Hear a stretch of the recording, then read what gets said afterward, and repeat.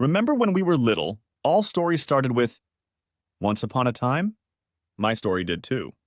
One bright, sunny November day, I was standing in my driveway one day washing my 2008 Bullitt Mustang. There are guys who like to relax by playing golf, and there are those who like to just take a nap. But I was washing my car, relaxing, and letting my mind find the answers to my problems. I was living on borrowed time, and I knew it. Strangely, what I thought I knew and what was going to happen were two different things. According to the weatherman's forecast, the warm weather we've been experiencing in late fall may last another week or two. That will give me at least 7 to 14 extra days of riding the Bullitt. After that, I'll have to put it away for the winter and drive my Jeep.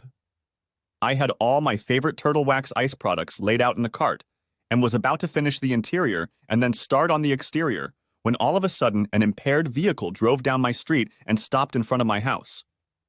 I recognized the driver, or at least the person behind the wheel. It was my wife's mother, Judy. She got out of the car, leaving it at an angle in the middle of the street, and ran down my driveway. As she approached, I noticed tears in her eyes, and she rushed toward me. She buried her head in my chest and started crying hard. "Come on, Judy," I said softly. "Let's go inside and you can tell us all about it." I led her into the house and sat her down at the kitchen table. "He's such an asshole," she cried. "Judy, would you like something to drink?" I asked. "Do you have tea?" she asked between sobs. I nodded, brought her a cup, and made tea. "Judy, give me your keys so I can get your car off the street before someone hits it," I said. She handed me the keys and I carried her into the living room where she would be more comfortable. I yelled upstairs and called for my wife Penny to come down. I slipped out the back door and moved Judy's Accord into the driveway behind my Mustang, but not too close to it. I didn't want the car to get mad at me. When I returned to the kitchen, the tea was ready, and I carried it and the tray of sugar, milk, and a large piece of chocolate cake that Judy herself had brought the day before into the living room. I placed the tray in front of Judy. "Thank you, Donnie," Judy sobbed. "Pen, you are so lucky to have him. You'll probably never have to worry about your husband cheating on you again," she said. I was shocked. I couldn't believe that Ed, Pen's father, could cheat on Judy. I started to walk away, but Judy grabbed my hand. "Donnie, you're part of our family too," she said. "And I want to talk to you." "Okay, Judy," I said. "Why?" she asked me. "Why is he doing this?" "What's he doing?" I asked. "What is it about you men that makes you cheat?" she asked. I started to feel uncomfortable. "Mom, when I was in college, we learned that males are genetically predisposed to spread their seed to as many willing, fertile females as possible. Maybe Dad's predisposition is in abundance. Or maybe it's not his fault. Men are just born that way. And maybe some women are too.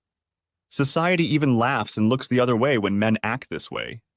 They say he's manly or a ladies' man, and when a woman does it, she's a slut," Penny said. "I'm not talking about men in general," Judy said. "I'm talking about your father, who swore to be faithful to me and love me, and he keeps on."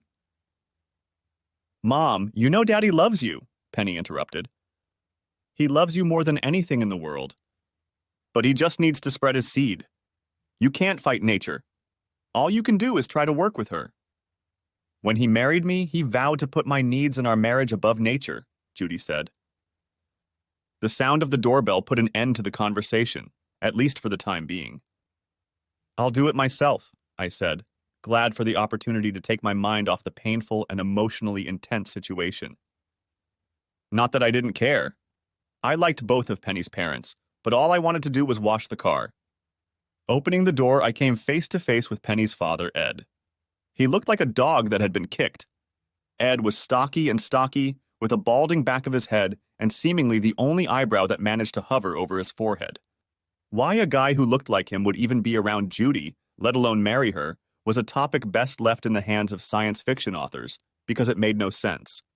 But for the same guy to cheat on her is even less so. "Hi, Don," he said softly.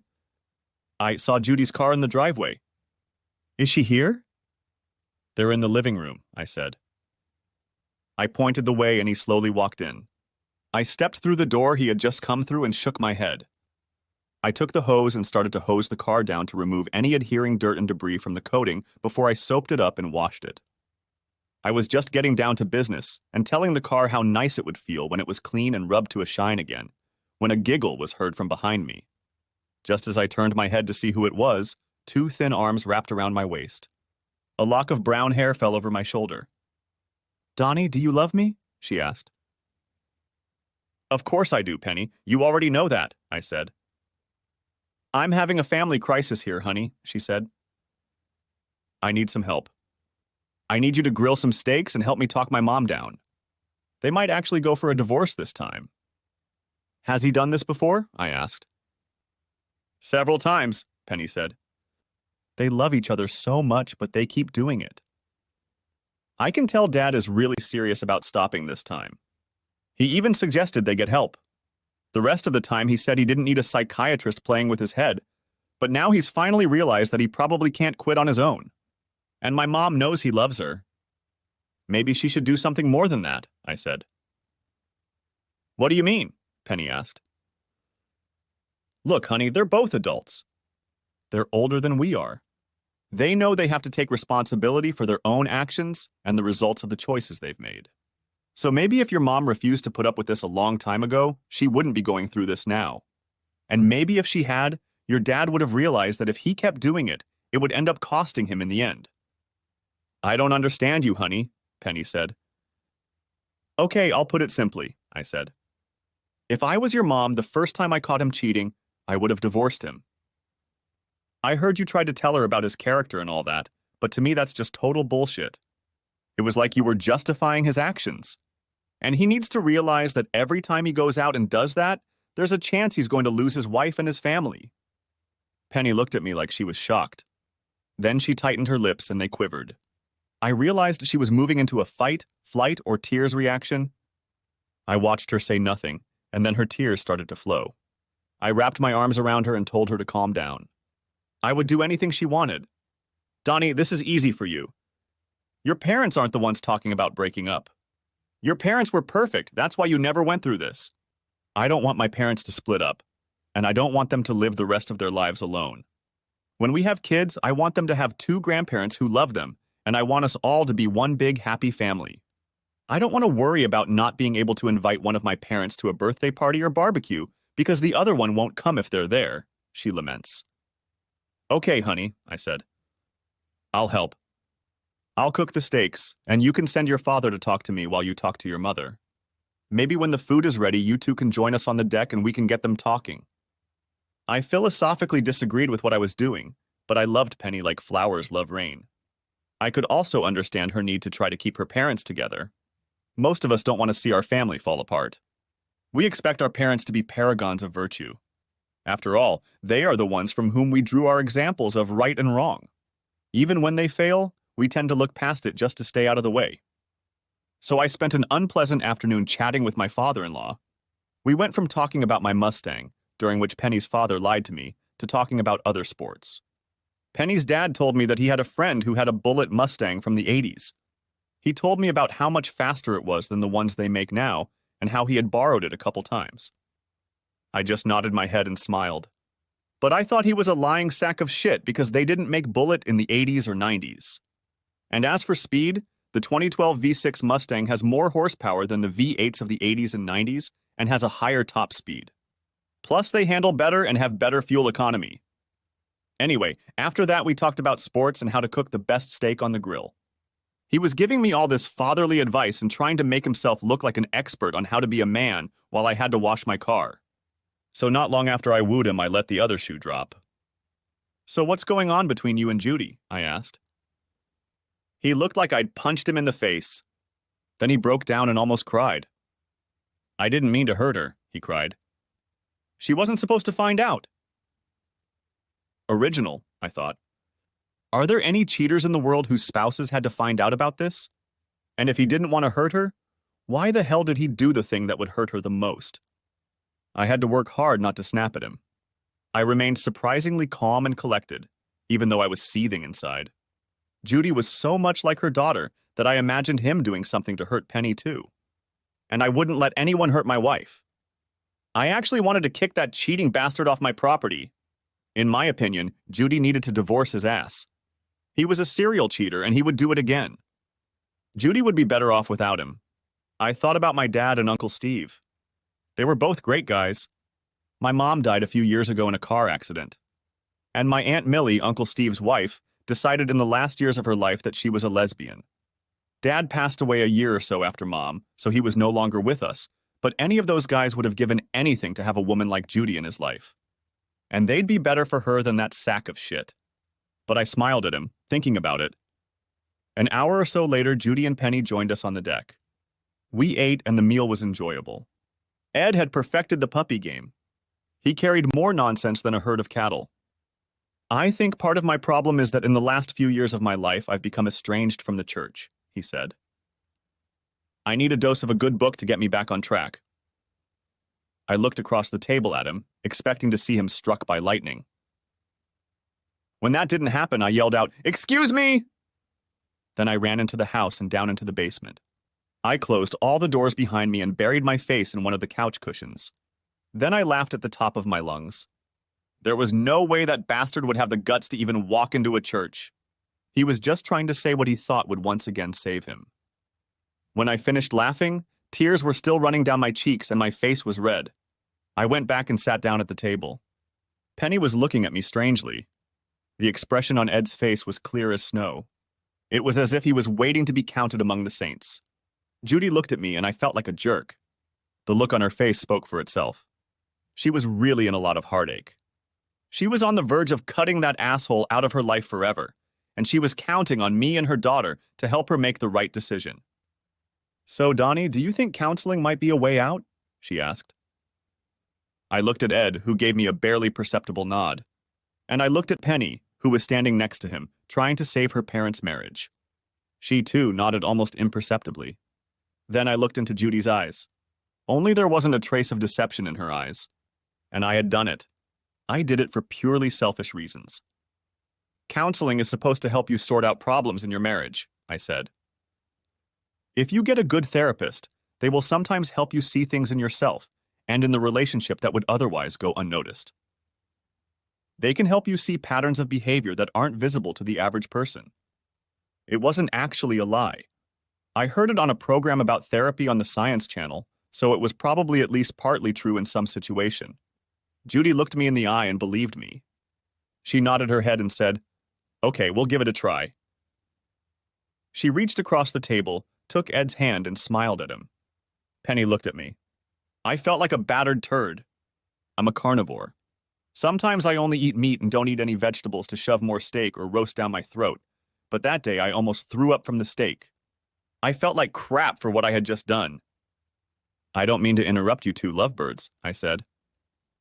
"But I need to show Ed one more thing about my car." While the ladies cleared the table and put the dishes in the dishwasher, I took Ed out to my garage. "Hey, your car isn't in the garage," he said, smiling. "It's in the driveway." I grabbed him by the throat and slammed him into the garage wall with such force that the clock on the wall inside the garage fell and shattered on the concrete floor. "Bastard, that's the first and last time I'll lie to save your rotten cheating ass," I grinned. "If you cheat on her one more time, you'll have more than just a divorce to worry about. Do you understand?" He quickly shook his head. I slammed him against the wall again, just for emphasis. Then we went back into the house. "They didn't make them like this in the old days, did they, Ed?" I asked when we got back to the kitchen. I was smiling this time. Ed tried to fake it, but he had a headache and was in shock. No one had ever talked to him like that before. Penny came out of the pantry and noticed something I hadn't. "Daddy, you have a lump on the back of your head," she said. "Where did you get it from? Are you okay?" "Ha ha," I laughed. While we were in the garage, this clock fell off the wall and landed on Ed's head. And his head is hard as a rock. He smashed the damn clock. He's a tough old bird. Ed nodded his head woodenly. We had a great time with Penny that night. Just a month and a half later, 3 days after Christmas, I hold her hand and put my arm around Judy as we walk into the morgue. We walked forward into an unexpectedly cool room and found ourselves face to face with a man who looked as alive as the people he cared for. "I'm sorry for your loss," he smiled. If his smile was supposed to be friendly or comforting, he failed on both counts. His smile in this situation just looked creepy. He led us to a raised table. I noticed that by then Judy and I were helping Penny as she took uncertain steps. When the minister pulled the sheet off the body, he did it with a skill that many magicians would find difficult to match. I almost expected him to get down on one knee and shout, "Ta-da!" From that moment, as we looked at the lifeless body lying before us, our reactions changed. Penny sank to the floor and began to sob. Judy nodded her head and turned away. I went into shock, my mind racing through hundreds of ridiculous thoughts per second. As I looked at the body formerly known as Ed, I was first struck by how clean it was. Then my brain kicked in and reminded me that they had probably cleaned the body for the autopsy they would be performing soon. I wondered how much an autopsy cost. I counted at least 8 or 9 wounds. "Can you identify the deceased?" the minister asked. Both Judy and Penny nodded their heads mournfully. "Do you have a question?" the crypt keeper asked. "No," I said, realizing how stupid my thought had been. "Once again, I'm sorry for your loss." "Have a good day," he said, turning away. Judy and I took Penny's hands and led her toward the morgue exit. The detective who had led us there was in the waiting room. He put his hat on his head and walked over to us. "So, the deceased was your husband?" he asked Judy. She nodded her head and squeezed my hand tightly. "When he didn't come home from work last night, I got worried. Ed does a lot of things, but he always calls to let me know what's going on," she said. He sat us down around his table and asked if we wanted coffee or something to drink. I looked at the rancid coffee maker and said, "No, thank you." "What happened to him?" Penny asked. "I can't reveal specific details of the ongoing investigation," he began. "But hell, it'll still be in the papers by the time you get home." "Your husband, your father, young lady, was found at the Sly Easy Motel on Sycamore Avenue. A hysterical woman was also on the scene. It took us most of the night for her to calm down enough to talk about it and say anything coherent. Apparently, she and your father slept together in this motel and were discovered by her husband. He kicked in the door and found the two of them together. He kept the last bullet for himself." "You'd better go back to the morgue and say goodbye," Judy said softly.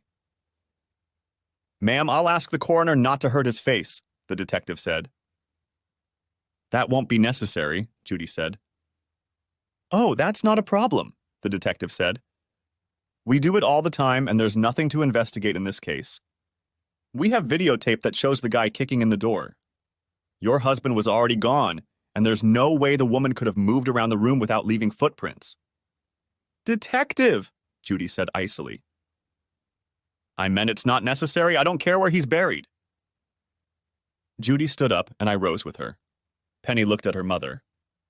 "She's upset," Penny told the detective, who only nodded his head. As soon as we drove away from the detective's office, Judy's resolve weakened, and she began to cry, resting her head on my shoulder. I drove them both home and tried to make them comfortable. Throughout that day, people who had learned of Ed's death stopped by to offer their condolences. My neighbor Tanya came in with a tray of delicacies.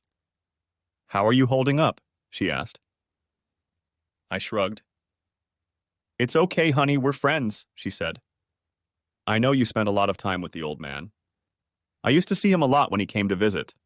He used to talk to you while you were pleasuring the queen of the neighborhood." Tanya, of course, was talking about my Mustang.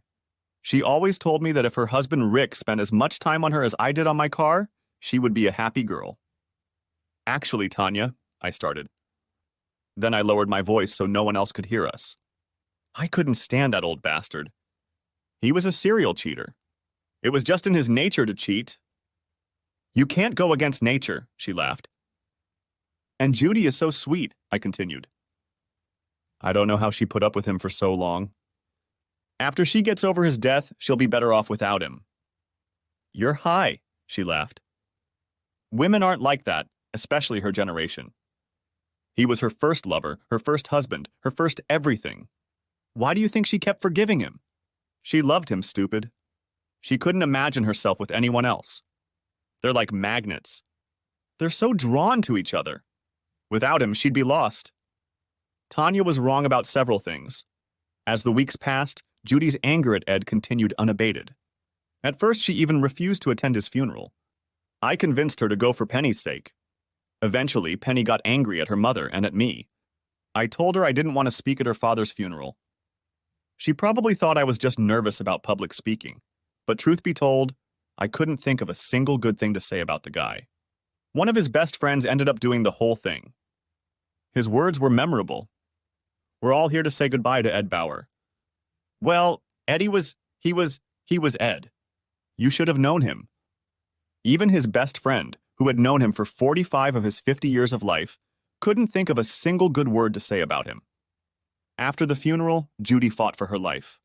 She became more and more a part of us. Some things she just couldn't deal with. If we were watching a TV show and a guy cheated on his wife, Judy would go ballistic. Penny and I spent a lot of time talking about what we could do for her. Penny seems to have gotten over his father's death pretty easily. We just moved on. After all, it wasn't like we saw him every day. It was about 3 months after his death, and we got together with friends and relatives. We thought we were being clever. We invited just about every eligible man in Judy's age group we could think of. At 43, Judy wasn't old and looked like she could have been Penny's sister, not her mother. It wasn't the guys that were the problem. They were all around her. The problem was Judy. She was sweet, kind, but she was a one-woman show. She didn't know how to flirt or work the gym. Hell, when she turned 18 and her parents gave her permission to start dating, Ed, who was 25 and had already been married twice, swept her off her feet, got her cherry, got her pregnant, and married her. Ed was the only guy she'd ever dated. Judy just didn't know the rules of the game or the game itself, for that matter. That first time, we didn't expect anything. We figured we would have to make these little get-togethers a regular occurrence before we would be successful. The problem started after the party. As we were tidying up, I noticed Penny's cell phone on the counter. As I approached the counter, it beeped. The chirping meant she had a message. I figured it was a message from her mom thanking us for inviting her to the party. I turned on my phone and went into shock as I read the message. I scrolled back through her messages and even located the location. Penny was texting some guy and was dating him. I went into shock. For a long time, I just stood there staring at her phone. I felt like my world was ending. I had no idea that any of this was happening or even possible. Penny and I spent a lot of time together. When did she have time to have fun with anyone else? In fact, that's why I helped with the cleanup. Our minds are a very tricky place. Because as I stood there holding the little piece of plastic, glass, and electronics I had bought for her, I felt sick. I also felt really stupid because she had given me all the clues. When her father was caught, Penny always took his side. Most women wouldn't be so quick to defend a cheater, even if it was their own father. Penny, on the other hand, vigorously defended him. I didn't even consider that maybe she had her reasons.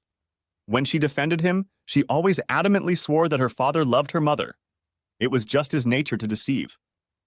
Perhaps it was a case of like father and like daughter. After all, you can't go against nature. I guess I was expected to react the way Judy did and just accept it. Judy was very fond of the asshole. She had her own nature too. She was loving and forgiving. Maybe that's why she forgave him over and over again until the very end. Maybe that was what her anger at him was all about. Maybe she was angry not that he had been caught cheating again, but that his death had robbed her of the opportunity to forgive him again. Someone's not doing their share of cleaning, Penny smiled. But that's okay. I've done enough for both of us.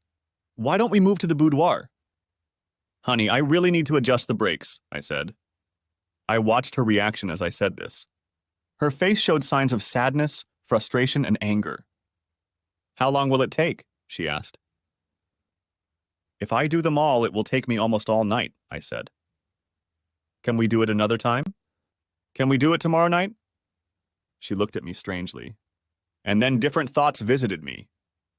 Maybe I have something else planned for tomorrow, she smiled. After all, it's not like we're doing something almost every night. Maybe tomorrow would be my turn. The thought of what she'd just said pissed me off. So she thought there was a possibility that I had jumped her after she was with some other guy. I wondered how long this had been going on. All I knew was that it was over at this point. Honey, I would love it if you wouldn't do the brakes and just come to bed with me, she said. Honey, I'd love it if you'd let me do the brakes because I just spent all day grilling and entertaining people at a party for your mom, for you, I replied. If you really loved me, you'd do the brakes later, she said. If you really loved me, you'd let me do the brakes, I added.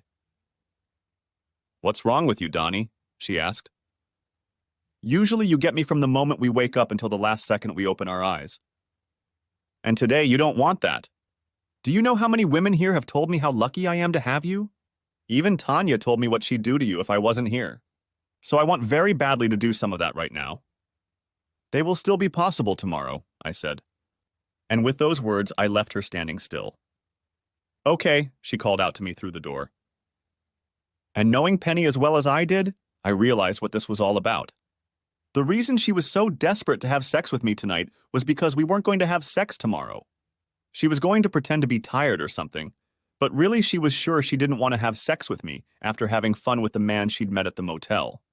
Perhaps I was jumping to conclusions. I didn't know how to deal with it until it happened. Perhaps something else was going on. I was reminded of a TV show where a woman repeatedly dated a guy and her husband, who was insanely jealous, found out about it. The husband was a cement truck driver, and he was so concerned about what his wife was doing that he drove home in the middle of work to check on her. He saw a new Mustang convertible in the driveway and saw a guy coming into his house. He backed up the cement truck and dumped the entire load of cement into the convertible, wrecking the car. Turns out his wife wasn't cheating on him. She took out a loan on the Mustang as a gift and he wrecked it. She ended up divorcing him. The next morning I went to work as usual. I didn't do anything out of the ordinary. I woke up and Penny made me breakfast. I'm sorry, I said. I love you, Pen. What's gotten into you this morning? She asked, smiling. I just wanted you to know how much I care about you, I said. I felt like shit. I felt like this was my last chance to convince her not to do something we'd both regret. At the same time, if nothing had happened and I'd gotten it all wrong, I wouldn't have felt so guilty. I drove to work and once there, immersed myself in my morning tasks. By 9:30, I was ahead of schedule, and there was almost nothing left for me to do. I worked a couple more hours and left at 11:30. Just as I was leaving the building, I got a call from Penny. Hi, honey, she said. Would you like to have lunch with your wife? I'd love to, I said, smiling. Do you want us to meet at home or at a restaurant? I breathed a heavy sigh of relief. I was so glad I'd come to the wrong conclusion. Hold on, honey, I have another call, she said. A few seconds later, she returned. Donnie, can we have lunch tomorrow? Mommy needs to talk, she said. I'll probably be busy, I said and hung up. I called Judy. Hi, I said. How's your day going? Even better after talking to my favorite son-in-law, she said, smiling. I'm your only son-in-law, I coined. But you're still my favorite, she said. Have you talked to Penny yet today, Judy? I asked. She's going to ask you something.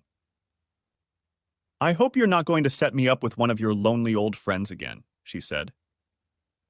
Truth be told, I'm not sure I'm ready to date anyone yet. No, I just wanted to take you out to dinner for a threesome, I said. Oh, good, she said, smiling. I'm going to like that. When she calls, I'll pretend to be surprised. Bye, Judy, I said. Have a good day. The call delayed me another 10 minutes, and now I knew that Penny had called to ask me to lunch, just to make sure I was at work. Maybe she'd learned some of the tricks of the trade from her father, but then the old bastard got caught a lot. I got in my car and drove to the motel. There were several cars in the parking lot that looked familiar, but it didn't matter. I spotted Penny's Ford Focus as soon as I pulled up to the hotel. I knew exactly which room to go to. I spotted the cleaning lady and paid her $50 to open the room door as quietly as possible. She backed off and I opened the door. I had no doubt who it was. As soon as I opened the door, he tried to turn around to see what was going on. I instantly crossed the room and pulled him off the bed. I pressed him against the hard, cheap floorboards. Donnie, what are you doing? Penny yelled, trying to pull me away from him. I stood up very calmly and pulled her hands off me. Don't ever touch me again, I said calmly. I called my secretary and told her I wasn't feeling well and would be gone for the rest of the day and probably the next day too. My second call was to 911 to report that there had been a beating. Penny was just sitting on the bed. A couple times she tried to say something to me, but I just kept telling her to shut up. Donnie, when we get home, she finally began. We don't have a house, I said. I'm not living with a slut. Go to your mother's house, Penny. The police arrived and I left the room and spoke to them. I'm the one who called, I said. You don't look so bad, one of the policemen said. Not me, him, I said, pointing at Rick, who was still unconscious. They handcuffed me and put me in the car just as the ambulance arrived. In the police cruiser, I hardly said anything. The officers tried to get me to talk about what had happened.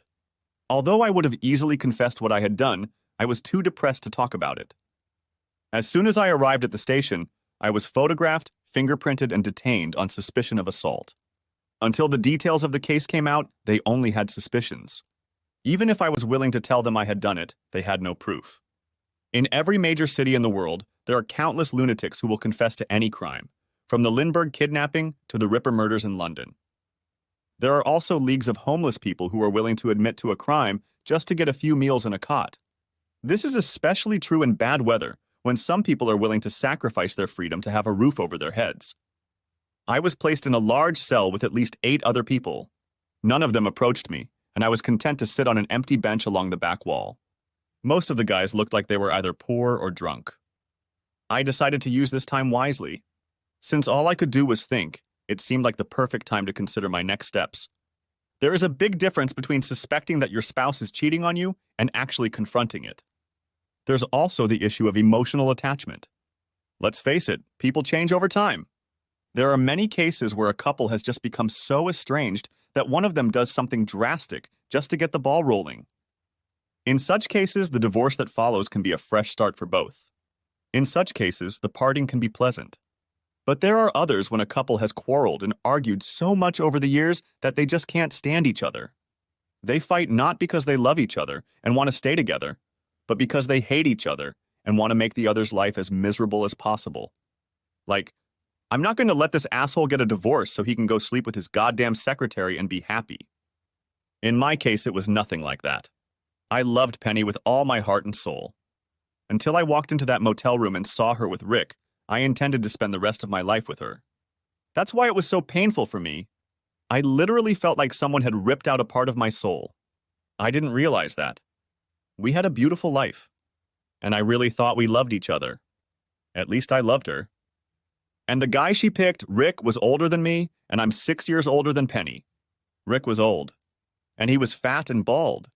I just didn't get it. If she wanted an old fat guy, why the hell did she marry me? In fact, she was the one who chased me when we first started dating. We met at a bar. We were both there with friends. We didn't know each other, and none of our friends knew each other. She saw me, and for the rest of the night, every time I turned around, she was there. She even tried to use a dirty phrase on me. I remember looking into those beautiful eyes, and I was just mesmerized. And she said, "Well, if you're going to follow me around all night, you might as well tell me your name." So now I show up at a cheap motel and see her with a fat old neighbor. I wondered how Tanya would feel about that. Just as I was starting to figure out what to do, I heard someone calling my name. "Don Osmond," the stout policeman called out. I walked over to him and peered through the bars as he started to open the door. Behind him and on either side of him stood 2 other policemen with their hands on the handles. "Are you guys going to shoot me?" I asked. "No, asshole, you got bailed out," he said. "By who?" I asked. He just looked at me like I wasn't there. "Does it matter?" he asked. "What have I been charged with?" I asked. "And who bailed me out?" "How long have I been here?" "Look, buddy, you've got too many damned questions," he said. "Do you want to get out or not?" "Officer," I said, "I know you deal with a lot of people in a lot of different situations, and that puts your perspective on everyone. You've heard it all too many times to repeat. But this is a new experience for me. This is the first time I've been in jail for any reason, so if you could take a minute and answer a couple questions for me. It won't take up much of your time, but it will make a big difference in my life." The other 2 policemen turned to look at him. "All right, shoot," he said. "It's 2 o'clock in the afternoon, and you've been here almost 2 hours. I spoke in low tones so that only he and the other policemen, who kept their eyes on the rest of my cellmates, could hear me. I caught my wife and roommate together in a motel room this afternoon. I admit I handled it badly. I just don't want to see either of them ever again in my life. So if it's Penny trying to bail me out with my own money because she doesn't have a job, I'd rather stay here. I don't want anything more to do with her. Sorry, kid, he said. That's her. She was crying the whole time. But you don't have to worry. Some fat guy and his lawyer are here to talk to the prosecutor. I don't think he's going to press charges against you. But he looks kind of sketchy, so I wouldn't trust him. Anyway, they'll only keep you here for a couple days to cool off, and then they'll let you use the ATM and bail yourself out, since there's no record of you and no one died. They left, looking at me with something akin to pity in their eyes. I sat down on the bench again and noticed that many of my cellmates were watching me. They were probably wondering what the hell I was talking to the cops about and why I wasn't leaving. I knew Penny was trying to bail me out because she felt guilty. I was being honest with the cops. I didn't want anything more to do with her. At that moment, I felt bad because I had helped convince Judy to give Ed another chance when I didn't want to do it for Penny. I wondered if I felt the same way Judy did when Ed cheated on her. Ed had done it over and over again, so Judy had been through it more than once. I couldn't understand how she got through it. She had to be so much stronger than me. It's the strangest thing. If you think about a person long enough, they show up. Just as I was contemplating whether Penny would tell Judy what she'd done, my cops came back. Hey, Osmond, there's another hottie here to see you. It's not the first one, it must be her sister. This one says her name is Judy. She's in the interrogation room. Would you like to see her? Yes, I said. He made me put both my hands through the bars of the bars and then cuffed me again. Then he opened the door while the others held their weapons at the ready and led me out, closing the door behind him. We walked down the hallway and into a partitioned room. There was a huge panel of bulletproof glass with small holes in some places through which people could talk. I sat down and looked through the glass at Judy. For a minute, neither of us said anything. Hey, Donnie, she said. What's going on? So Penny didn't tell you? I asked. She just said you beat up your neighbor and went to jail, and you wouldn't let her bail you out because you were upset about it, she said. But I know you, Donnie. And I have a bad feeling about this. Judy, she cheated on me, I said. Her face lowered. Not with, isn't he disgusting? She asked in shock. But why? From what she told me, you're constantly... Before we could finish speaking, a tall man in a cheap suit and glasses knocked on the wall. Excuse me, he said. Are you Don Osmond? I nodded my head. Can you join me in the conference room across the hall when you're done here? He pointed to my handcuffs, and the police officers uncuffed me. He's not life-threatening. He has no priors. Why is he handcuffed? He's here for assault, the cop said, although I would have done the same thing. He's actually here for whoring, not assault. Donnie, what are you going to do? Judy asked. I know how you feel, so don't do anything stupid. I'll call you tomorrow, I said. If I get out of here today, I'll send your daughter to stay with you. I walked into the conference room and saw 3 men sitting at the table with Penny. 2 of them I didn't recognize. When I walked in, Penny jumped to her feet and Rick stood up, limping toward me. Get off me, I shouted. I looked at the guy sitting at the table. If any of these assholes come near me, I'm going back to my cell. Penny and Rick walked back to where they were sitting, and the guy at the table looked at them. Mr. Osmond, my name is Willis Drummond. I'm the district attorney for this region. Literally thousands of cases come across my desk every day. Mr. Daniels is the attorney who is representing your neighbor. Anyway, Mr. Daniels has a suggestion that would allow everyone present to leave immediately, sort of without prejudice. What are you talking about, Willis? I asked.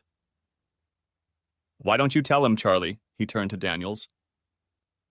The lawyer looked at me and spoke as if he and I were old friends. Don, what happened here is an unfortunate situation. The emotional damage alone is terrible. There is no reason for you to leave this room with a criminal record that will cause you problems for the rest of your life. These are very serious charges. We're talking assault and battery, plus intent to do grievous bodily harm, he said. Don't worry about it, I said.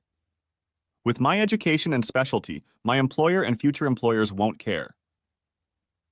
He swallowed. There is no need for an innocent person to get hurt because of some fun that got out of control, he said. There's no reason for that to happen. Who in this damn room is innocent? I asked. Just me. I'm the one who got hurt here. At this point, Penny began to cry. I thought I had a woman I could love and be with for the rest of my life. I found out I didn't. I thought I had a neighbor, or rather a friend living next door to me that I could trust. I found out that wasn't true either. Donnie, what about Tanya? Asked Rick. Tanya has never done anything wrong to you. Why should she be hurt in all this? Tanya deserves to know what kind of skunk she's married to. She doesn't deserve to be cheated on and lied to. No one deserves that, I said. Tanya is beautiful. She'll come back. Eventually, she'll meet someone who will be much better for her than you are. She'll be fine. Maybe we'll get through this together. She doesn't need some fat-ass windbag. No, he shouted. Please don't tell her. Daniel started trying to speak again. Here's the deal. My client agrees not to press charges against you, and you're forgetting that all of this happened. I agree to the charges, I said. I also agree to a jury trial. When 12 of our peers find out why I beat the crap out of your client, they'll make him and you tie each other up and tar and feather each other. I will also name him in my divorce case and sue him for everything I can. I will testify to what I saw in Tanya's divorce case as well, I said. That's my plan. All four of them huddled together and were talking in low tones. Rick and Penny seemed to be arguing. Finally, they looked at me again. What do you want? They asked. Nothing, I said. I won't say anything to Tanya. You have my word on that, and I won't sue you or name you in the divorce.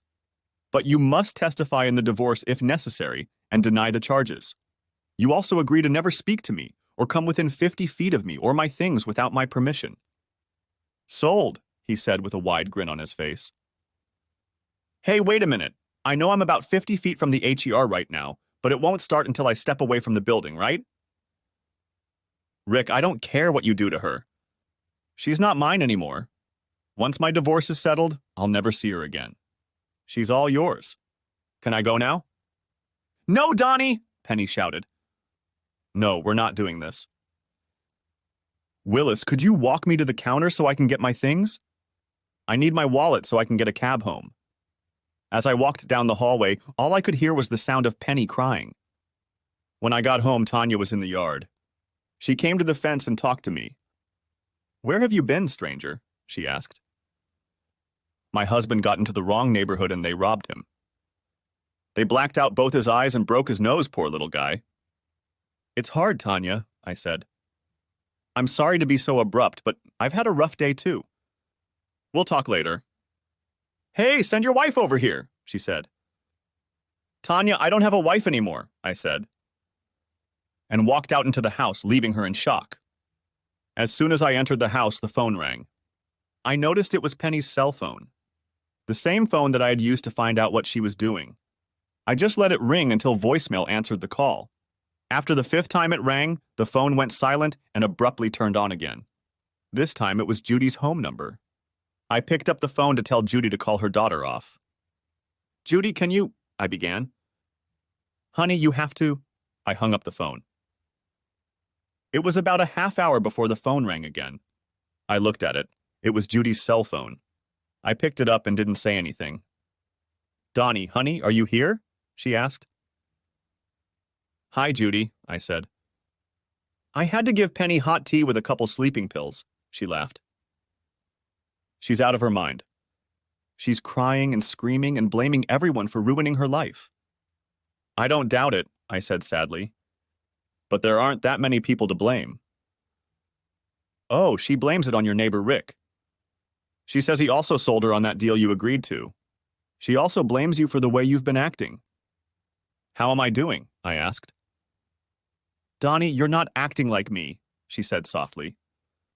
And that's exactly what she expected. Does it ever get any better? I asked. No, she said even softer than I did.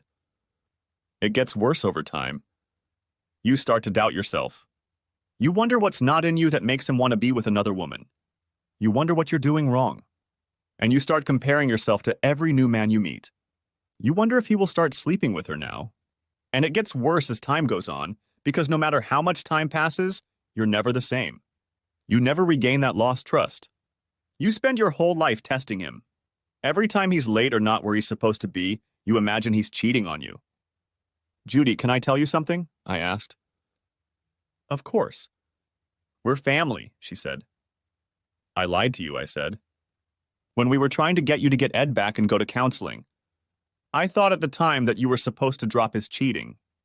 But you told me what Penny wanted you to say because you love her so much, she finished.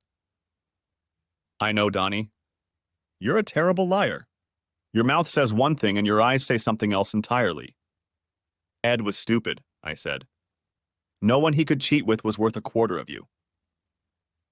Apparently it runs in their family, she said. I can't believe she let that disgusting fat guy even get near her, let alone. Judy, I'm sorry, but I'm not you, I said. As much as it hurts me right now, I'm not going to do it. I'm not going to keep taking her back when she'll just wait a little while and then try to pull it off again. What was it she said about her father? You can't argue with nature. Maybe she got it from him, but it's just something about her. I hope that's not true, she said. What about all those wild animals that are trained to perform in the circus and those that people keep as pets? I think in some cases you can fight nature. But Judy, these are very rare cases, and they require a lot of work and a reward system. With circus animals, you have to start training when they are very young. I believe her, Judy. I think she's right. You and I are just stupid. You can't fight nature. Cheaters will cheat. So what does it mean? She asked softly. That makes us one of two choices, I said. If we free ourselves from it and start life anew, then we become who we are by nature. We're just good people who made a mistake and fell in love with the wrong people. In your case, you have a beautiful daughter to show for it.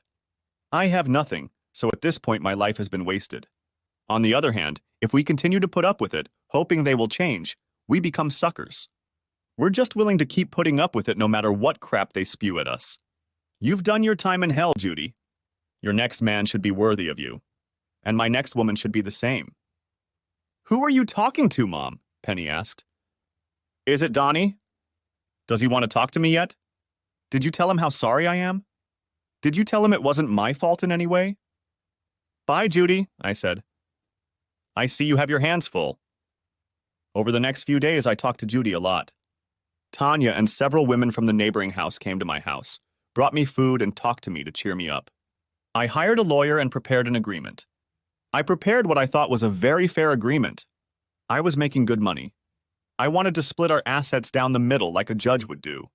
I knew it wasn't really fair to me, but I didn't want Penny to be left destitute. I simply had no intention of trying to save our relationship. I didn't want things to get ugly, but if need be, I was willing to drag Rick to court or get him to sign a deposition. If things went to the worst-case scenario, I'd be an asshole if I had to. I'd just take most of the money out of my accounts and leave her whatever she could get from the sale of our share of the house. My lawyer talked to Rick and got him to tell me everything about what happened between him and Penny. It had been going on for over 6 months. He was also sure he wasn't the first. I asked Judy if I could come over and talk to her and Penny. I drove up and Judy opened the door for me. I hugged her and kissed her on the cheek. Penny walked over to me. Honey, you have no idea how much I've missed you, she said. Penny, I came here to make things as easy as possible for you, I said. I didn't want some stranger ambushing me to hand you the divorce papers, so I brought them myself. No, Donnie, she shouted. I'm going to stop. This will never happen again. You have to give me another chance. It was a mistake. I just couldn't help it. I'm going to see a counselor. Penny, that won't help, I said. It's not like it's the first time. My lawyer questioned Rick. We know all about it. You and Rick have been dating for over 6 months. And I don't think Rick was the first. How the hell could you even look me in the eye? It was just sex, she said. You and I are so much more than that. You and I are so much smaller than that, I said. We used to be so much bigger. Now all that's left is a gold ring. And that ring means nothing when the vows we made are broken. Donnie, please, she began. No, Penny, I replied. I'm not going to live like that. You're just being unfair, she whined. You're tearing my heart out. You have to forgive me. You love me, damn it. Penny, shut up, Judy said. Mom, don't get involved, Penny said. He's just being unreasonable. It doesn't work that way. He just doesn't want to forgive me. It doesn't have to be that way. I can't eat. I can't sleep. I love him so much. I feel like my heart is going to burst. Boo, boo, boo, boo, Judy shouted. You're just like your father, Penny, Judy said. You act like the whole world revolves around you and what you want. I've forgiven your father over and over again. And maybe you've started to think that's the way it should be. Donnie is not me. You're a grown woman, so act like it. You had the perfect marriage and you blew it. Now get over it. Donnie's having a hard time too. He's been so depressed the last few days. I can't believe you would do this to someone who loves you so much. Then I remembered that your father did that to me. I'm glad he's free. I only wish I had. But Mom, I'm depressed too, Penny said. I've admitted I was wrong and I'm sorry. I'm hurting too, you know. Penny, it's your own fault. As much as you are my daughter, and I love you, perhaps you deserve it. Sooner or later, you're going to have to answer for your actions. I agree, Penny said. But I don't think what I did was bad enough to get divorced over. Shouldn't that be up to the person you're hurting? Judy asked. Marriage is what two people want, Penny. Maybe Donnie doesn't want to be married to you anymore. Stop saying that, Mom, Penny yelled. She turned to me and looked across the room. Donnie, haven't I been a good wife to you so far? I've cleaned your house. I've cooked your meals. I've given you everything you could ask for in a wife. So why can't you focus on all the things I've done right instead of all the things I've done wrong? Honey, you look the way I feel, she continued. You look like someone suddenly yanked the rug out from under your feet and left you spinning in the air with nothing to orient yourself and nothing to hold on to. I feel the same way. I'm just lost without you. I can't stop crying. I feel like my life is over. Nothing makes sense. You have the power to make us both better. All you have to do is forgive me once. I swear to you that it will never happen again. I left the room without saying anything. As I reached the door, I turned around and looked at her. Penny, please get a lawyer, I said. I want to get this over with as soon as possible. I need a fresh start in life. I drove home and saw Tanya again as I walked out onto the porch. Hey, Donnie, wait up, she called out. I sighed and watched her cross the yard. Tanya was dressed in old denim shorts and a t-shirt that had seen better days when she worked in the yard. The t-shirt had the name of some obscure band printed on it, and it was almost soaked with sweat. Tanya had obviously forgotten her bra, or just decided she didn't need one while she was working in the yard. I need to tell you a couple things, she said. Tanya wasn't as slender as Penny or Judy, but she was on a whole other level. I guess while I'd been happily married, I'd just downplayed my attraction to her.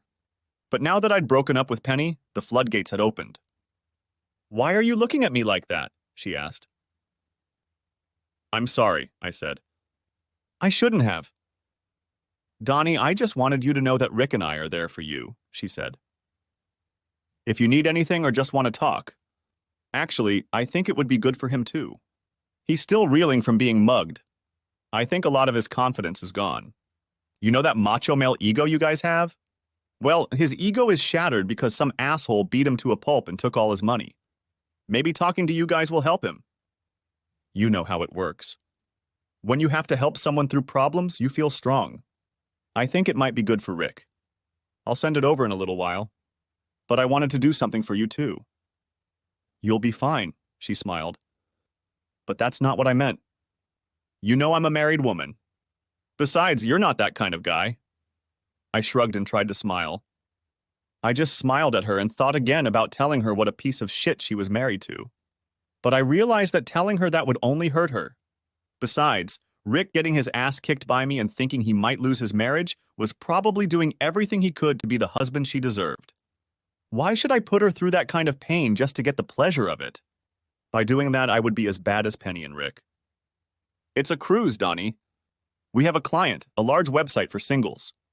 They have organized a cruise for many of their members on a large cruise ship. They've already paid for their members, and there are still cabins available on the ship. They have already made their profit, so it doesn't matter if there is another single guy on the cruise. 10 days of fun, sun, and laughter will help heal a broken heart. Who knows, you might even meet someone. I'll think about it, Tanya, I said. But I really don't think I should try to date anyone until my divorce is finalized. You know what I mean? She smiled. You're a good guy to the end. Whatever Penny did, I hope she realizes what a fool she is. Let me know about the cruise, okay? I did everything I could to make things right with Penny. My lawyer worked on the divorce and I went about my life. I asked my boss to transfer me to another neighborhood and told him about why I needed to leave the area. It took him a few days, but he went out of his way to accommodate me. Our Phoenix plant had been interviewing engineers for over a month. The new location seemed just what I needed for a fresh start. The warm weather and the opportunity to drive my car year-round also appealed to me. I was going to have to leave everything and everyone I knew behind, but that was what a fresh start was all about. I talked to Judy about my idea to leave the neighborhood, and she was very upset. When I told her my reasons, she agreed with me and said she felt the same way. She was still processing Ed's death. Her feelings were much the same as mine as she tried to process her daughter's betrayal. She was thinking of moving east to live with her older sister and mother, who shared a house in New York City. After hearing me talk about her move, she started thinking about it again. I made her promise not to tell Penny about what I was planning to do. Honey, I don't have to tell her, she says. That girl is obsessed with you. She spends most of her time following you around. She's so afraid that you're going to try to sleep with some other woman that she just goes crazy. She was furious when you stood on the porch talking to Tanya that day. She came home and cried for hours, calling Tanya a slut of all stripes. I think her biggest fear is that you'll get infatuated with Tanya and tell her what happened. Then you and Tanya will sleep together, and it will become a story. Saying that, she laughed. It's not really that far-fetched, I said. That's really true, she said. Donnie, you really love my stupid daughter. I saw the wheels turning in your head when you were talking to her the other day. You were trying so hard to figure out how to get her back. But I was glad you couldn't. She's my baby and I love her, but I love you too, Donnie, and we both know what she's like. At least when this is all over, you'll have a friend in Arizona you can visit when it gets too cold in New York, I said. And you'll have someone in the Rotten Apple if you want to learn about non-Southwestern culture, she laughed. Donnie, promise me we'll keep in touch. I don't have a choice, I said. I've only had 2 people I've loved, and one of them doesn't really love me. That means you're all I have left. I was glad she told me about Penny following me everywhere. I started following her whenever I went anywhere. One night I went to a movie, and as I got out of my car in the parking lot, I looked around. I noticed her watching me and decided to have a little fun with her. I looked at my watch as if I was waiting for someone. I then pulled out my phone and used the Fandango app to buy a ticket. I called Judy and asked her to call Penny and let her know that my date was waiting for me at the movie theater. Penny got out of the car and headed angrily toward me. I quickly ran inside the theater and told the man at the ticket booth that I had ordered the tickets online. He looked at his computer, handed them to me, and I went to the right side of the building just as a furious Penny appeared in the doorway. She tried to walk in the direction she'd seen me, but was stopped by the security guards.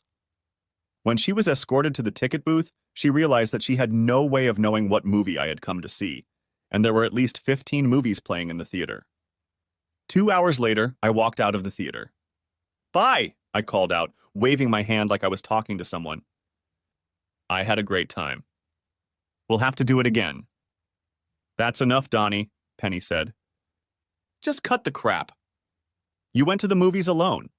I've been following you since you left the building. Get used to it, Penny, I said. I won't always be alone. Sooner or later I'll meet someone I'll want to date, and maybe more. Maybe I'll even meet the person I'll spend the rest of my life with. You've already met her, dummy. She looks just like me, Penny said. You just need to pull your head out of your ass and start trying to get over my one little mistake. I laughed out loud and left. Then I realized that everything Judy had told me was true. I trusted Judy. I was sure she wouldn't tell Penny about my plans, but I still needed a way to get out of town without letting Penny know where I was going. The answer came from the most unlikely source. The next day, just getting home, I heard a quiet knock on the back door. I went to the door and opened it. If I had to make a list of everyone I thought might be in there was no way I was going to give him a place on it.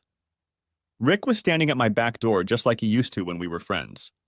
The only difference was his body language. He knew he didn't belong here anymore. I guess he wasn't sure I wouldn't beat the shit out of him again. I didn't want to come, he said nervously. She made me? His gaze quickly darted over my shoulder. I saw Tanya watching us from the back porch. She smiled and waved. Come on in, buddy, I said loud enough for my voice to reach their house. I did everything you asked, he said nervously. And I'm grateful you didn't say anything to Tanya. But if Tanya hadn't made me come here, I would have had to call you anyway. We have a problem. We don't have a damn thing in common, I grinned. We don't have anything in common. That's very true, he said. But none of us want Tanya to get hurt, right? I nodded. And we both have issues with your psycho ex, he said. She's threatening to tell Tanya herself if I don't try to help her get you back. She says it's not fair for one of us to keep our marriage if we've both been cheating. She came to me yesterday. She's blackmailing me into giving her information about you and wants me to pressure you to get her back. I just looked at him. If he was hoping I'd be sympathetic, he was in for a disappointment. Suddenly, I realized I could use him to solve my problem. Rick, do it, I said. He looked at me strangely. Does she know about the cruise Tanya organized for me? I asked. I don't think so, he said. That's your information, I said. Give her all the information about the cruise. That should keep her happy for a while. It will be especially good if you tell her that you tried to get me to forgive her. Let her think that if we're on the ship together and there's nowhere else to go, there's a chance we'll talk. All right, he said. I'll do anything to save my marriage. I just stared at him. You may go, I said. The next day I got a call from Tanya. Donnie, Penny somehow found out about the cruise. Should I book her on the wrong cruise or something? Or do you want me to book her in the same room as yours or close to it? She asked. I can book you two together, although this is a singles cruise. Tanya, don't you get a commission on the cruises you book? I asked. Well, she said, but I don't need to try to get rich at the expense of my friends. Tanya, make that bitch pay in full, I said. You'll be doing me a huge favor, and you're going to help me more than you can imagine. Are you two back together? She asked. No chance, I said. But why? She asked. What are you two mad about? She cheated on me, Tanya, I said sadly. I walked in and caught them. There was no chance of a mistake or misunderstanding. I saw them with my own eyes. There's no chance of us being together again. I just need to get away from her. Over the next few days, I started preparing for the move. I looked at houses online. I contacted moving companies and called the new office in Phoenix. Everything was ready for the move. I was still on the phone with Judy. One of us called the other at least twice a day. The saddest day before I left was the day Judy left for New York. I stopped by her house to say goodbye, and naturally, Penny was there. She had been so busy preparing for the cruise that she hadn't followed me the last few days. She smiled at me as she opened the door. I miss you so much, honey, she said. I ignored her and headed toward Judy. Judy hugged me as tight and long as she'd ever hugged me in her life. I wish you'd hug your wife like that, not my mom, Penny said. In a way, it's good that Mom is going to go live with Grandma and Aunt Nina. I think you're confused about who you care about. Judy and I laughed and stepped away from each other. Penny was taking Judy to the airport. I said goodbye and promised to call Judy every day. I wish you'd call me so we could talk, Penny said. You do realize you're wasting your time, right? This divorce is going to drag on for decades. By the time we get to court, you'll have forgotten why you wanted to divorce me. I also know that you withdrew a large amount of money from our account. I didn't say anything about it because I did it too. Isn't that a strange coincidence? Once again, I just stepped away from her. She was so happy. She seemed like she was about to explode at the thought of the two of us going on a cruise. She acted like we were going on a second honeymoon, not the two of us going on a cruise on the same ship, but not together. In fact, The possibility that I might sleep with other women while she was there never crossed her mind. 3 days later, I was ready to set off on my trip. Tanya had prepared everything I needed to make sure that I would have everything I needed on the cruise. Just before the ship left, I called Penny. "Penny, I won't be home for about 10 days, I told her. "If you need to let me know anything regarding our divorce, you'll have to see my lawyer." "Thank you for telling me," she said cheerfully. "I hope you enjoy wherever you go. Maybe when the trip is over, you won't want to get divorced again. Maybe something will happen during your absence that will remind you of how much I love you and that we need each other." "Not much chance of that," I said, laughing. She laughed too. "Is it so hard for you to admit that you still love me, Donnie?" she asked. "No, it's not," I said. "I still love you. I just want you to love me enough to make me enough for you." "It is, you fool," she said sadly. "Have you ever heard the expression, once bitten, twice shy? In our case, it means I've seen what my life is like without you, and I'm not going to do it again. Yes, Donnie, I'm human. I made a mistake, but love had nothing to do with it. Something drew me to Rick, and even I don't know what it was. Maybe we'll find out when we go to therapy. But you're the only man I've ever loved." "Since you're so fond of old sayings," I said, "have you ever heard that you can't fight nature?" She looked at me strangely and only sighed when I hung up. 6 hours later, the ship was at sea. It was almost out of cellular range when my phone rang. I looked at the screen of my iPhone and smiled. Looking out the window, I watched the scenery go by. And yes, I know that windows on a ship are called portholes. Penny may have had a porthole she was looking out of, but I had a window. "Where the hell are you?" she shouted. "I've searched the whole damn ship and you're not on it." "Who said it was?" I laughed. "How the hell are we going to get back together if we don't spend time together?" she yelled. "You won't let me come home. You don't touch me or let me touch you. You barely talk to me. I'm going crazy. I love you, Donnie." "Okay, Penny," I said. "Once the cruise is over, I'll have to cool off. You can come home. But we won't sleep together." "I swear I'll do whatever it takes to get a place in your bed and in your heart again," she said as the phone rattled. "I love you, Donnie." Then the phone went silent. I was still laughing as I crossed the border into yet another state. I took the time to call my only friend. "Hi, Judy," I said when she picked up the phone. "Donnie!" she squeaked happily. "God, it's been so long since you called me." "Almost 4 hours," I said, laughing. "I'm beginning to think I've made a mistake," she said. "Do you have any idea what it's like to live with 2 stuck-up old women?" I started laughing. Judy always lifted my spirits. "Stop lying, Judy. I can't believe anyone could not want to be around you," I said. "Donnie, do you know what time is?" she asked. "They say time heals all wounds," I said. "They're wrong," she said seriously. "I guess I forgot that my sister and I just never got along. She and Mom were together so long that their personalities became similar. And now I can't find common ground with either of them." I laughed again. "Do you check your rearview mirrors to make sure you're not being followed?" she asked. "It's hard to keep up with a truck when you're on a ship," I said. Now it was her turn to laugh. "I'm not going to ask how you sneaked her onto the ship without you," she said. "Remember the Calgon commercial?" said I. "I had my own ancient Chinese secret." "I loved that commercial," she said. "I guess I should go make Mommy's tapioca. Drive safe, honey." I arrived in Phoenix late in the afternoon the next day. The first thing I did was get my Mustang off the trailer and into the garage. I was so relieved that it would never have to endure cold winters again that I didn't pay attention to the heat and possible sun damage to the paint. I spent the next few days getting everything settled and set up in my new home. I made appointments with the cable guy and all the other guys to come in and do their thing.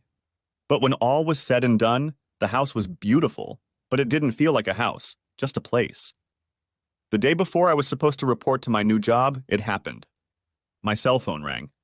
I picked it up without looking at the screen. "Where are you?" she hissed. "Why is all your stuff gone?" "You said I could come home." "Since you called from home, you must be home," I said. That's what you wanted, isn't it? You know perfectly well that's not what I wanted, she hissed. I don't want an empty house. This is almost as bad as that ridiculous divorce you're pushing for. Don't worry about the divorce, I said. Your lawyer and my lawyer convinced me that without any proof I was screwed. I was practically at your mercy. So the divorce because of your affair with Rick is over. Good, she squeaked. Now where are you, sweetheart? I'll come to you. I filed again, I said. And this time I'm not going to be so damn nice. She started laughing. Does it matter why you're applying? She asked. Call your lawyer Penny, I said. He already has a copy of the case. Not only will I get a divorce, I'll probably be able to leave you next to nothing. Also, Penny, call me back soon if you want to make arrangements. I'm changing my cell phone number tomorrow. It was only an hour before Penny called me back. Okay, Donnie, you win. I signed the papers. How the hell did you get the video? I hired a private investigator to take my place on the cruise. I knew that when I wasn't around, you'd have no reason not to act on your desires. All I did was set you free. You can't fight nature. For that matter, I never watched the video. I had no desire to watch it. Thank you for proving me right about you. Donnie, I can change, she said. I don't think you can, I said. And to tell you the truth, I don't think you should. You're free now. Do whatever you want to do. I'm free too. I can find someone who will love me the way I need to be loved. Donnie, you just don't understand, she cried. It's me. Don't you get it yet? My father loved my mother more than anything in the world.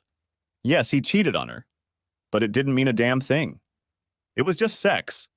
He and my mom were in love. That's why she could never let him go. And you and I are the same. You're gonna miss me. And when you do, I'll be here waiting for you. But I'm going to make you regret putting me through all this. 3 weeks later, I called Judy every day. There was a note of sadness in her voice that I recognized immediately. Okay, Judy, what's wrong? I asked. I'm fine, she said. I'm just a little out of sorts. Judy's trying to take all this shit out on someone who doesn't know you, I said. Tell me what's wrong. Donnie, moving here was a mistake, she said. I spent most of the money I got from selling the house to pay the taxes on this place and make some improvements. Now I'm stuck here. I have money left over from Ed's pension, but it's only a monthly check to cover my expenses. I don't have enough money to move anywhere else, let alone buy another house. I had thoughts about how great it would be to move in with relatives. I guess I just didn't want to be alone. I had over 20 years of living with someone else and... Good thing you still have family to move in with, I said.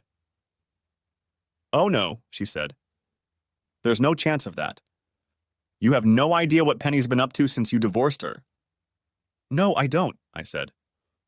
But I wasn't talking about her. Why don't you come here and live with me? I've got plenty of room and I'd be glad to have you with me. Donnie, are you crazy? She asked. I can't live with you. You're my daughter's husband. Not anymore, I said. Why not come visit, and if you don't like it, you can always go back to New York. Okay, she said. How about a week's visit? I still need to make sure you're okay. I've been visiting Penny and your old houses. Well, you don't recognize it. Judy came and stayed with me for a whole week. She had so much fun that when it was time to leave, she didn't want to. We did everything together and we had fun. She made me go and see all the sights in the neighborhood that I hadn't made time for before. We also went shopping and she talked me into buying a lot of things for the house. In just a week, my house started to feel like home to me. I dreaded the thought of her leaving. She didn't say a word to me, and I decided that I would drive her to the airport the next day. That morning, she made me breakfast and asked me why I was so depressed. Our week is over, I said. I'm going to miss you very much. Can you come back and visit me again soon? No, she said. And really, Donnie, I don't think you want to. Judy, you're my best friend. Of course I want to, I said. Don't you want to come back and visit me? No, she said, smiling. Because if I come back to visit you, it'll mean I'm gone, and I don't want to do that. I smiled and grabbed her. We had another of those long, tight kisses, and I think we both knew something was going on. But neither of us was ready to admit it. The next morning, I woke up early and she made breakfast for me again. "I can't send you to work on an empty stomach," she said. "Besides, I'm taking you to work today. I need the car to go shopping. We need groceries." "Are you sure you don't want to just drive the truck?" I asked. She stuck out her plump lower lip and held out her hand. For some reason, no red flags went off in my brain. Even though I'd never let Penny drive my Mustang, the thought of Judy getting behind the wheel didn't seem horrible. I gently placed the keys in her hand and was rewarded with a smile that made my day better. After I had breakfast, we got in the car and drove to my office. I expected her to leave, but she got out of the car and came in with me. She looked around my office and even met my secretary. She smiled and led me to my inner office. "So why haven't you slept with that one yet?" she asked. "She's not my type," I said. "She just laughed and said she'd pick me up after work." I came home in the evening and we grilled steaks on the deck and watched the sunset. I noticed that she didn't just go shopping that day. She decorated some of the rooms. A picture here, a trinket there, and it all started to look more like home. Things progressed very slowly over the next few weeks. But they did progress. I think what I had always felt had somehow crept up on me anyway. It got to the point where I just lived in the evenings with Judy. Sometimes we'd take long drives on deserted roads and photograph landscapes and scenery. Other evenings we'd head into town to see a movie or try a new restaurant. But most of all, we both enjoyed quiet evenings at home. I honestly think I was the one who kept suggesting we go out. I think I was afraid that things might go wrong if we were alone together too much. I think we had been living together for about 5 months when it happened. It was Judy's birthday, and I wanted to take her out on the town. I bought her a present. A diamond necklace, and I made reservations at one of the swankiest restaurants in town. We had a great dinner, and a strolling violinist serenaded us, ending with a rousing jazz version of Happy Birthday. I pushed the box across the table, and her eyes lit up. When she saw the necklace, her mouth dropped open, and she asked me to put it on her. I noticed that she was smiling, and then I noticed that she was pointing behind me. I turned around and finally noticed the waiter behind me. "I was just saying, sir, that your wife is the most beautiful woman here," he said. "You're right about that," I said. "Donnie, you should say thank you, silly," Judy giggled. "Or at least correct him. He thought we were married." "I couldn't thank you enough," I said, "because that would have meant that I had something to do with you being so beautiful." And I couldn't correct him because I don't have a problem with anyone thinking that we. "Are you ready for dessert?" "Yes," she said. "Can we take it with us? And can we eat it at home?"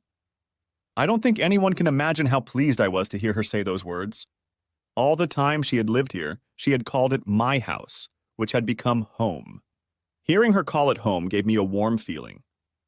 When we got home, it seemed like the perfect ending to a wonderful night. It seemed strange to me.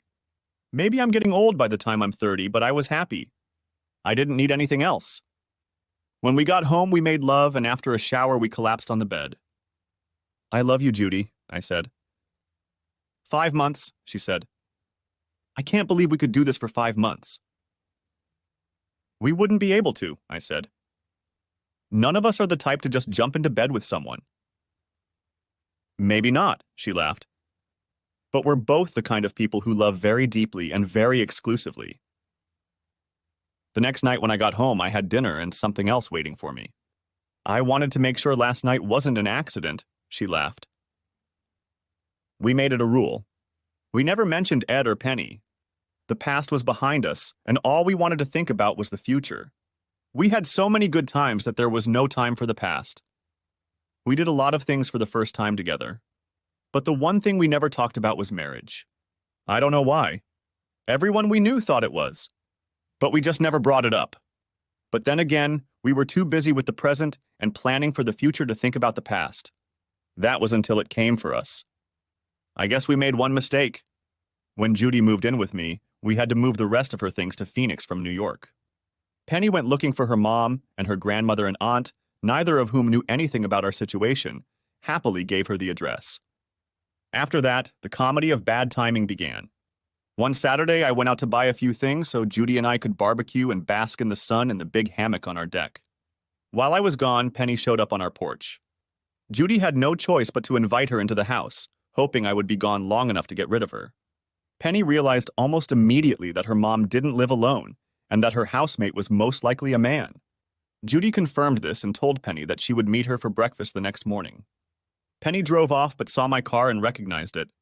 She didn't know the road and got lost for a while. I got home and Judy decided not to give me the bad news until we relaxed a bit. We were grilling steaks over low heat and were about to relax when we noticed someone had climbed up and was watching us over the top of our 6-foot fence. Her eyes got as big as saucers and she started screaming like a banshee.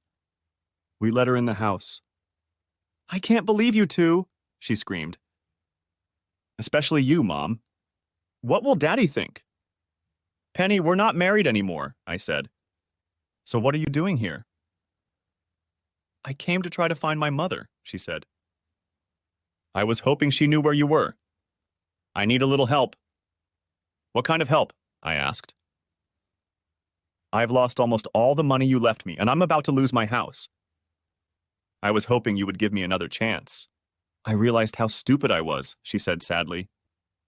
"I'm sorry, Penny, but there's no chance of that," I said. "You can't fight nature." "Yes, you can," she said. "If you want it bad enough, you can do anything." "I swear I've changed." "I was talking about Judy's nature and mine," I smiled. "It's in our nature to fall in love with someone and stay that way forever. We can't fight it, but since you're our daughter, I guess we'll have to help you with the house. You go home and I'll put some money in your account. But you'll have to get yourself a job." "Why can't I stay here with you?" she asked. "Penny, just being around you reminds me of what you did to me and makes me angry all over again. It was the main reason I left town in the first place. Do you want the money or not?" "Of course," she said. Then she looked directly at Judy. "You're the one who doesn't want me here, aren't you, Mother? You know that if I had a fair chance to fight for him, you'd lose. And Donnie just agrees with you as much as he agrees with me. The poor deluded man thinks he loves you, but in reality he still loves me. He just stays with you because you're just like me and he knows you won't cheat on him." Judy and I both laughed at her. We had already discussed Penny and our past enough that her ramblings didn't matter to us. I preferred Judy's kindness and malleability to Penny's kindness and malleability any day. And she liked the fact that the only woman I paid attention to was her. Penny left the next morning. She was still angry that we hadn't let her stay with us, but it would have been very inconvenient, and I was happy with the way things had turned out, and so was Judy. I think to some extent what happened to Penny was our fault. But really, we just wanted to be alone. Later, we found out that Penny had slept with some men in the neighborhood where we lived, including some of our friends. There was a lot of gossip about it. Early one morning, Tanya saw a couple of men leaving the house and confronted them. That's how Tanya found out everything. When she told them that they should be ashamed of embarrassing their wives with the neighbor's whore, they advised her to stop being so nosy and that perhaps she should keep an eye on her own husband instead of everyone else. They told her that was the reason I divorced Penny and left. Tanya confronted Rick, who broke down and admitted his guilt. 2 days later, as Penny opened the door of the house and lowered the suitcases to the floor, she had a funny feeling. It was the last feeling she had ever experienced. She thought maybe she should call one of the guys to make her feel better. Just reaching for the phone, she noticed Tanya sitting in the dark. "I always thought we were friends," Tanya said with tears in her eyes.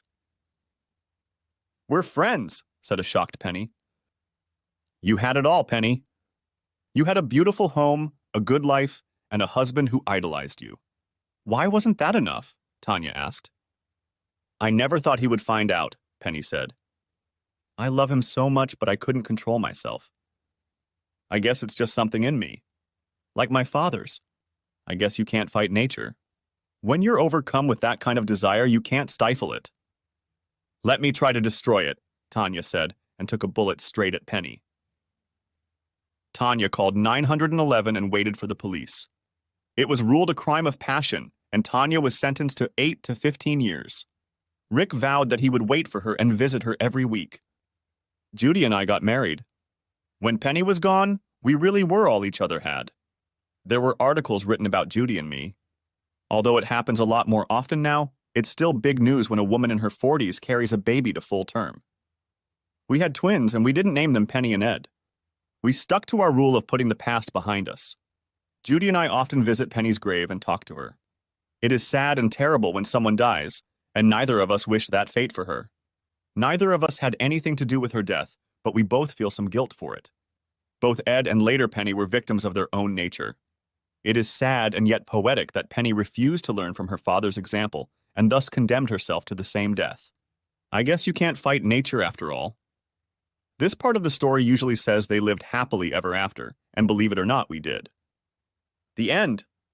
Thanks for watching. I hope you enjoyed it, so subscribe to my channel and watch the next video.